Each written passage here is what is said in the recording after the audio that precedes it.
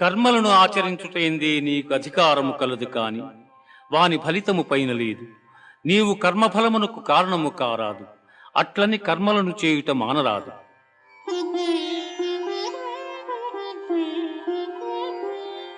దుఃఖేష్వనుద్విగ్నమనా సుఖేషు విగత స్పృహ వీతరాగ భయ క్రోధ స్థితధీర్మునిరుచ్యతే.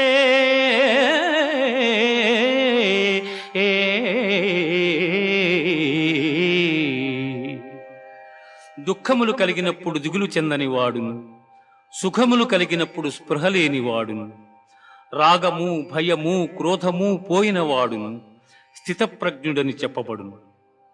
ధ్యాయతో విషయాన్ పుంసః సంగస్తేషు